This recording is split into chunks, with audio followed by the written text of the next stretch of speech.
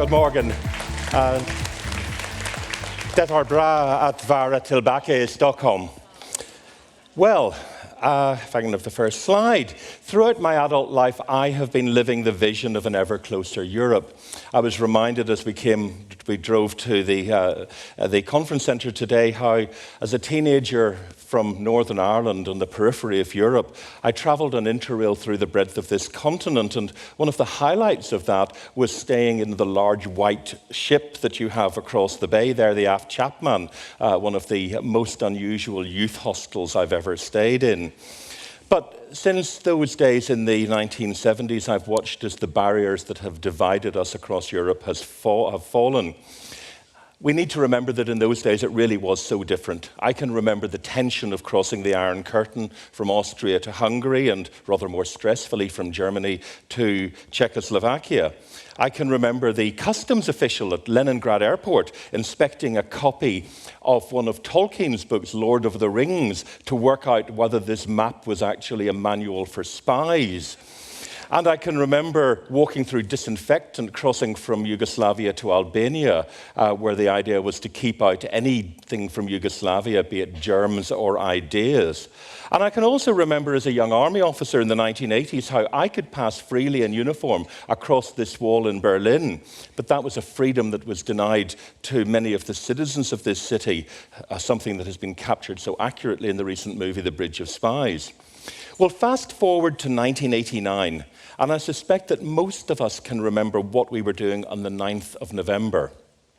The 9th of November in Germany, of course, has a lot of historical resonance because that was the night in 1938 when gangs smashed up the Jewish shops, the night that we call Kristallnacht. But this time, the 9th of November was a time for celebration because the wall dividing Berlin was torn down. A few years earlier, the leaders of Europe had met together in the small Luxembourg town of Schengen to agree the progressive abolition of the borders of Europe.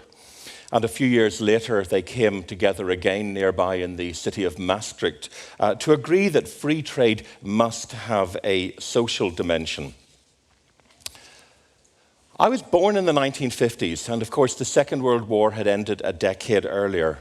My father had served in the armed forces in the British Army, and of course at that time had seen the consequences of extreme nationalism.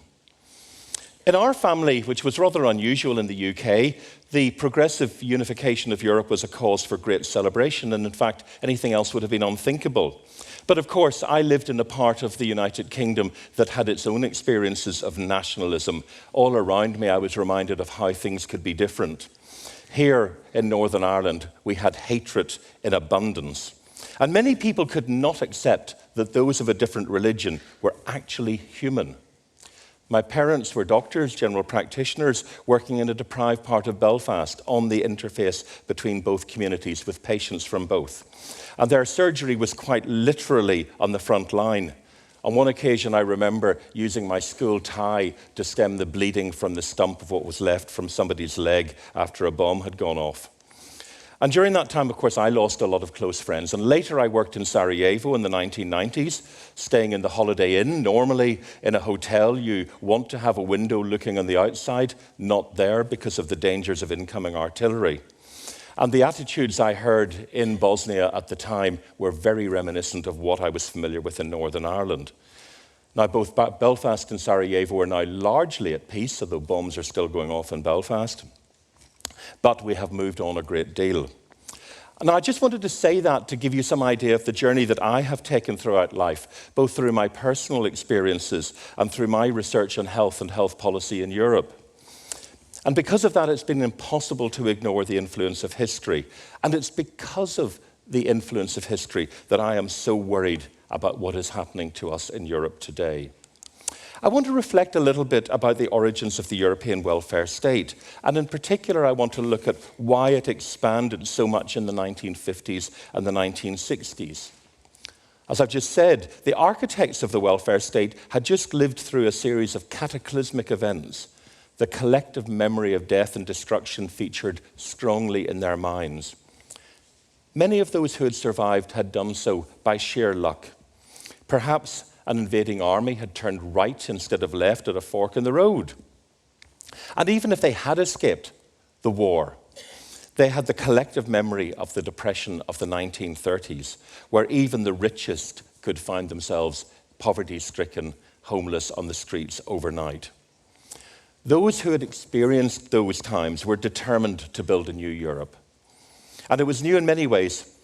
One of the biggest changes was within countries. National politicians worked to build social safety nets. The societies that they created were ones in which, no matter what misfortune befell you, you knew you would be safe. Systems would be put in place to protect you against poverty, homelessness, and starvation. Now, they didn't realize it at the time, but of course, those political leaders were implementing the ideas that would later be set out by the philosopher John Rawls. He described the principles of a just society, and that is one in which policymakers make decisions from behind a veil of ignorance. They know that the decisions they make will affect individuals in different ways, including themselves, but they don't know in what circumstances they would find themselves in when the veil is lifted. It doesn't mean that they create a society that is absolutely equal, but it does mean that if they do have the misfortune to end up at the bottom of the pile, they will not be completely forgotten. And the concept of solidarity that this encompassed was shared across the political spectrum.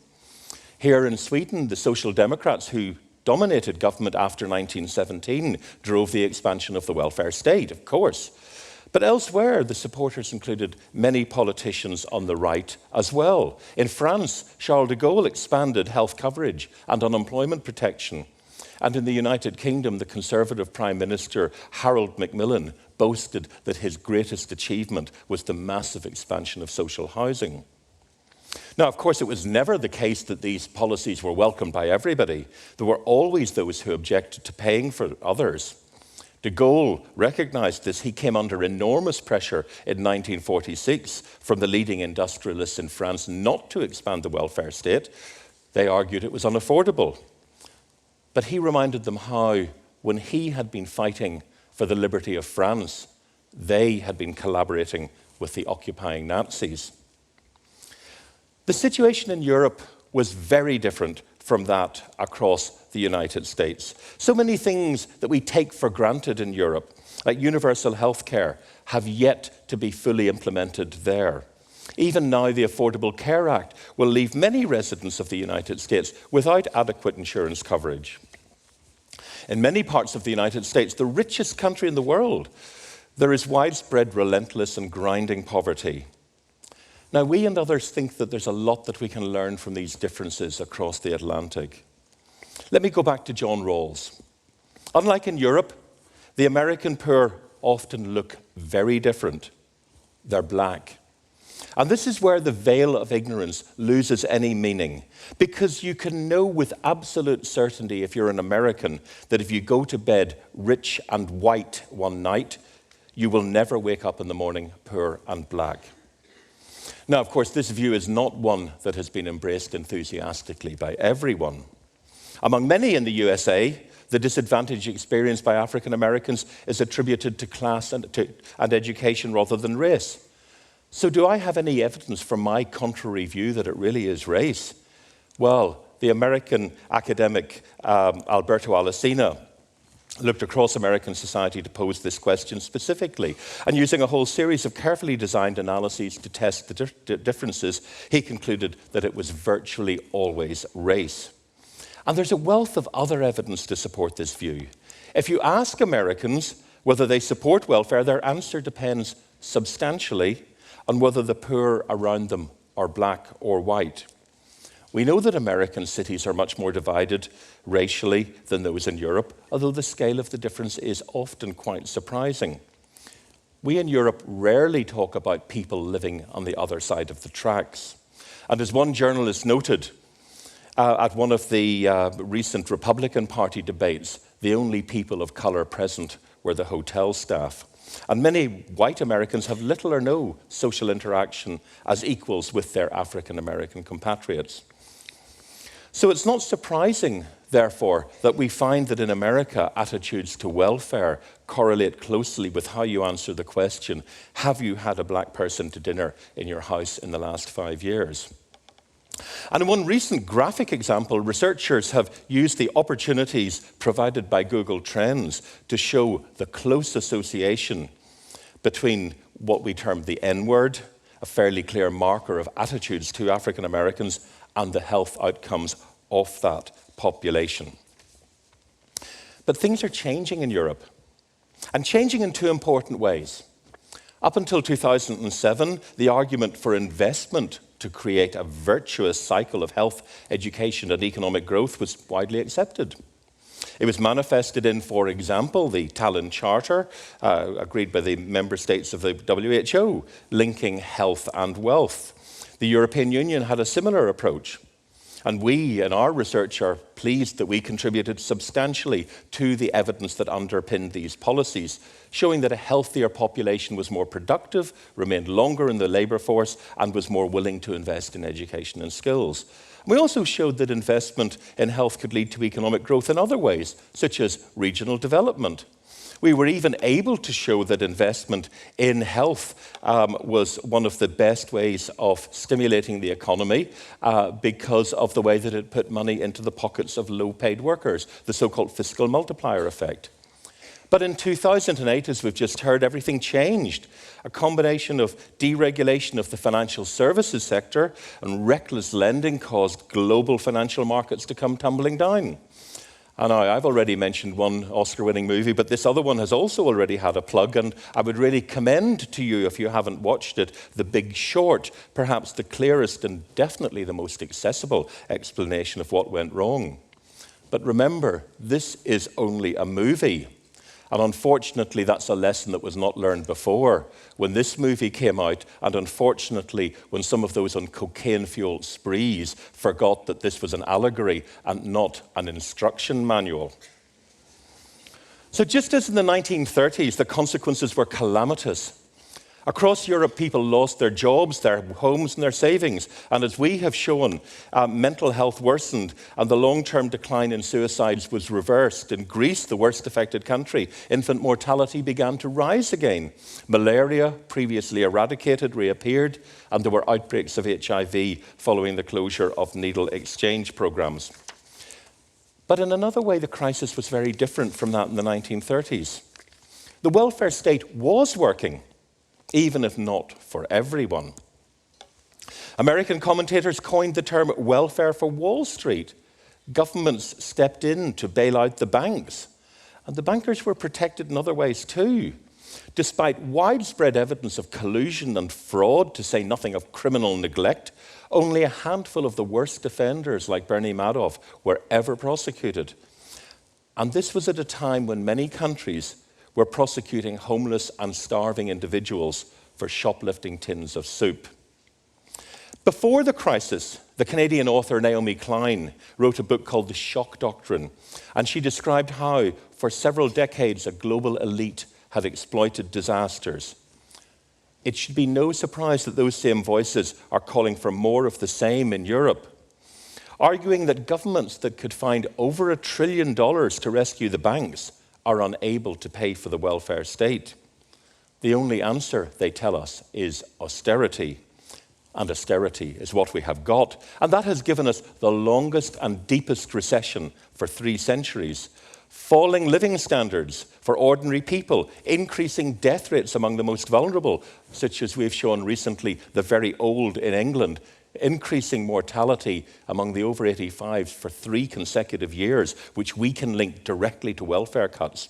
And a rapid rise in food insecurity, which again we have shown has been linked to a massive rise in the use of food banks. So austerity is a policy that has failed on every level. But the economic crisis is only one factor that is driving the retention of the welfare state. And to understand that, we need to go back to the United States. Because now in Europe, we do have a growing number of people who are different in their appearance, in their clothes, and in their customs. Migration has been taking place for centuries, but it's only in the past few decades that it has begun on a large scale.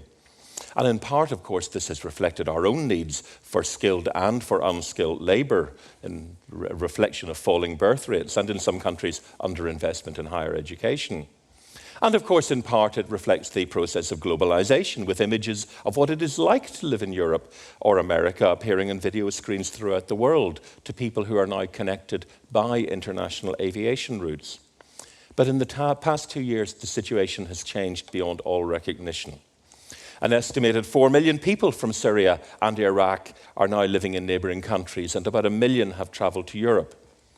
We know something of the conditions in which they're living, with destruction and murder on an enormous scale in the countries of origin, but we can really only begin to appreciate what it must be like for people who are currently being besieged in Mosul or in Aleppo or in Benghazi.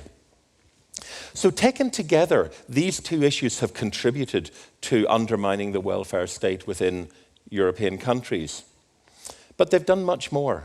They've challenged the very idea of a European solidarity linking the 28 member states. The Greeks, once among the most enthusiastic of Europeans, now view the actions of the Troika as akin to the Nazi occupation. Across the European Union, those on the left, long committed internationalists, have begun to question the institution that they see as an oppressor of the weak. And as tens of thousands of migrants begin the long and arduous walk through the Balkans into Austria, Germany, and ultimately into Denmark and Sweden, one country after another has closed their borders, in some cases erecting razor wire fences. The irony of a Hungarian government, some of whose ministers were themselves tearing down barbed wire fences in 1989 and are now rebuilding them, is all too apparent. And that same government seems to have forgotten the welcome that its compatriots received in countries like Denmark in 1956, when they too were refugees. And then there is the United Kingdom. Although it's insulated from the refugee crisis by geography and by a draconian immigration policy, migrants, or rather the fear of migrants, is at the top of the agenda. Superficially, the current debate about whether the United Kingdom stays within the European Union may seem to be about the distribution of power between Brussels and national governments. But in reality, we can have no doubt it's about xenophobia. We looked at Labour voters who in the 2010 election abandoned the Labour Party and shifted to other parties.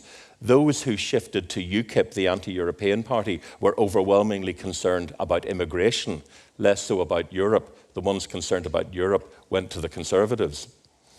So what can be done to restore our belief in solidarity in Europe? To answer this question, I think we need to look at what we're up against. Those who seek to undermine solidarity have done so in 4 ways. The first is to create the image of an undeserving poor. And initially this involved attacking those who look like ourselves, but who could be portrayed as bringing their problems upon themselves. At one stage in the UK, the media tried to create the impression that many disabled people were only pretending to be disabled. And many people with severe disabilities reported being attacked and spat on in the streets. This is a well-known tactic, dividing them, the people who we pay for, from us, the people who pay. And of course, the debate has been focused very much on income tax, hard-working, tax-paying families. And it focuses on income tax because it's income tax that's paid by the rich. But value-added tax and indirect taxes are paid by the poor. And in fact, the total tax take as a percentage is higher for the poor, but we never mention that. But of course, everybody pays taxes. But it's much easier to create divisions whenever you can identify people who are visibly different. And those, of course, are the people who can be portrayed as coming from other countries to prey on our generosity. So the first issue is about creating an undeserving poor. The second is to create the idea that the welfare state is about giving and getting nothing back in return. And again, this is where the United Kingdom is very different from Sweden. But we see attacks on what are called middle-class benefits. The idea that there is no point in taking money only to give it back to the wealthy. We saw under the last government this sustained attack on things like universal child benefit, which was restricted to the poor, even though it meant creating a vastly more complicated means testing system. Low-cost university education, seen as a benefit for the children of the middle classes, was abolished, so we now have the highest tuition fees in Europe. So taken together, the message the government is setting out is very clear. You, the voters, the middle classes, are paying for them, and you are getting nothing in return. After all, you will never be a Syrian refugee. What a better way to create a European Tea Party movement. And the third approach is to eliminate any countervailing voices, shaping the dominant narrative through the dominance of the media and marginalizing the voice of others, something I'll come back to in a minute. And the fourth approach is to proceed by stealth. Policies with profound implications for the redistribution of wealth almost invariably benefit those at the very top, the 1%, and they're hidden in complex legislation.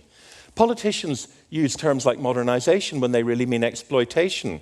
It really is just like Alice in Wonderland. Words mean what I choose them to mean in some countries today.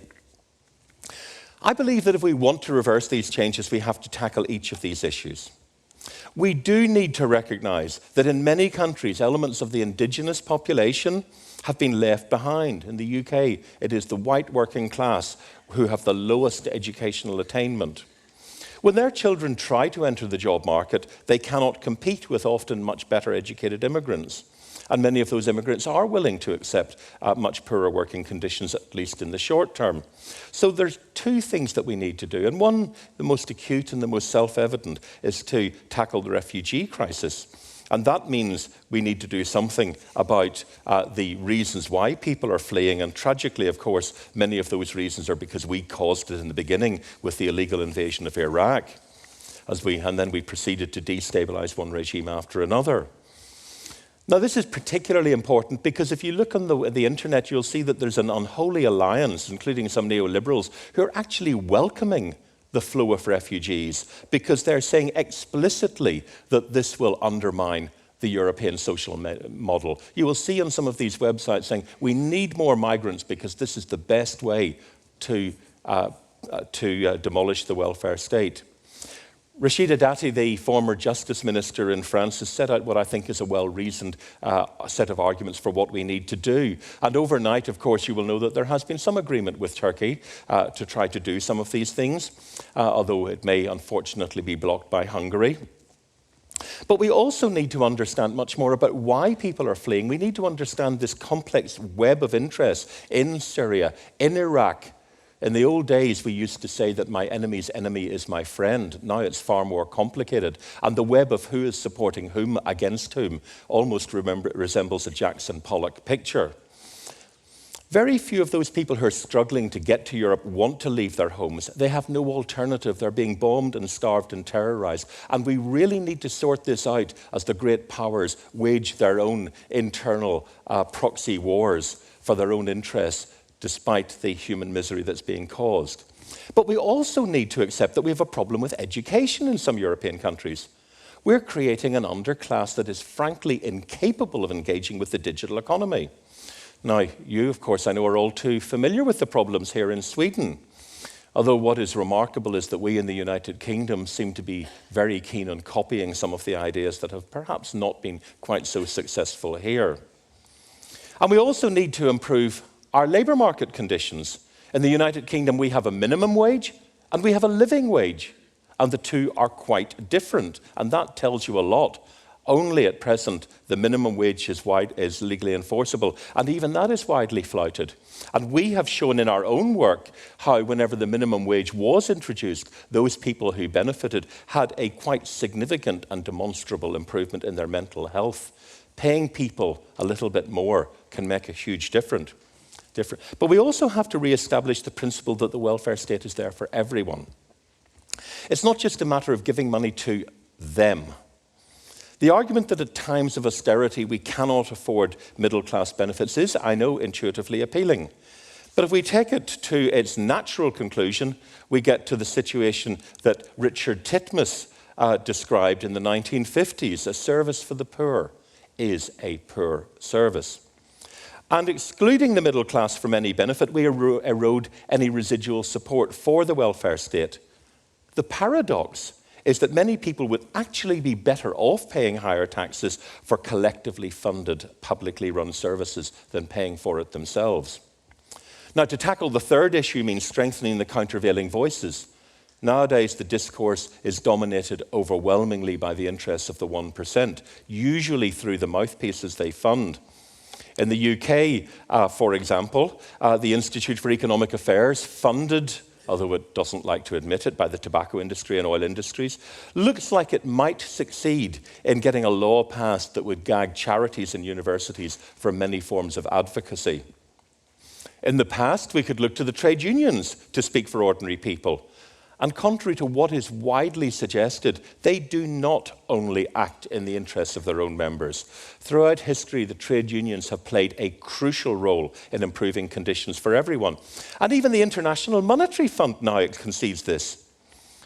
The decline in heavy industry was hitting trade unions hard, but in some countries, like the one I live in, they have been under sustained attack with a raft of policies designed to weaken them.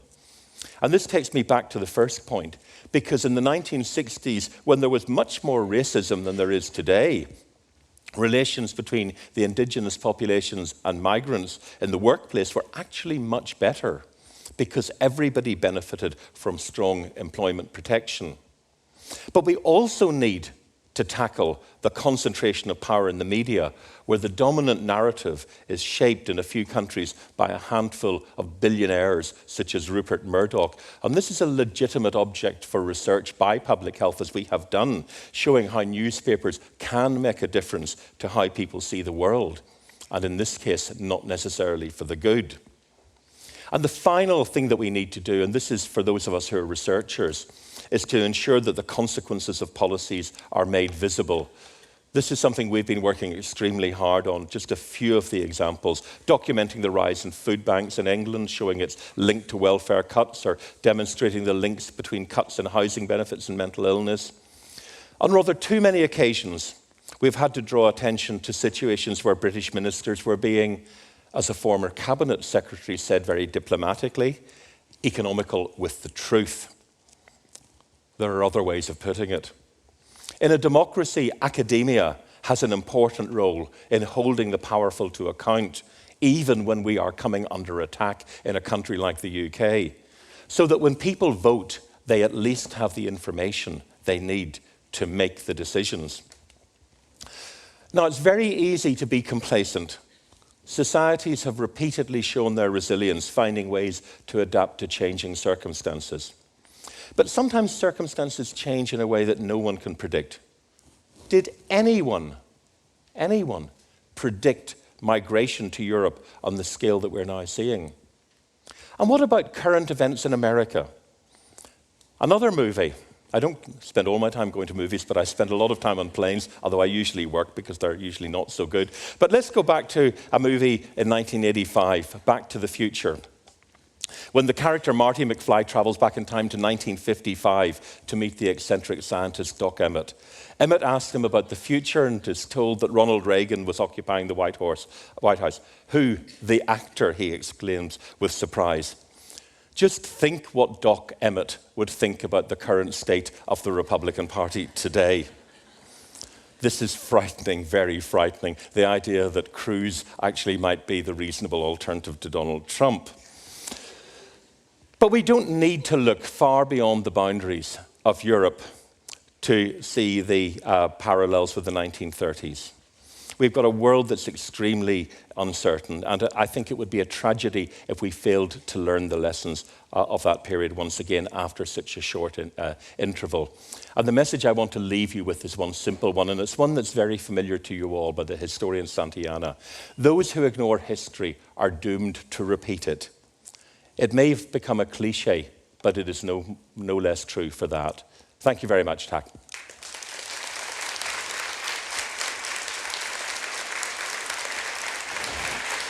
Thank you so much. That was very inspiring and interesting. And you were arguing very eloquently for the reinforcement of the European social welfare system. But do you also think it needs to change? Yes, of course it does. And it needs to change because it was designed for a time whenever the key issues were about unemployment, people had jobs for life, and so on. But now we're seeing different lifestyles. We're seeing the rise of precariousness. People may be in jobs, but they may be fearful of losing them. We have issues of family breakdown that we didn't necessarily have before. We need to look at the way in which we can adapt to that, and I think that's where the Scandinavian model has a lot to commend it, although there are issues there as well, of course, particularly the status of women, surprisingly so perhaps. But I think when we look south to the social insurance model, which was based on that industrial model dating back to Bismarck, the contributory principle, there are challenges there. And we need to find ways in which people can contribute to the system and can benefit from it at times whenever their life is not one of being in work or being out of work, but possibly being in multiple forms of work, not having enough hours to work, precariousness more generally. We need to find new ways of doing that, something we're thinking a lot about.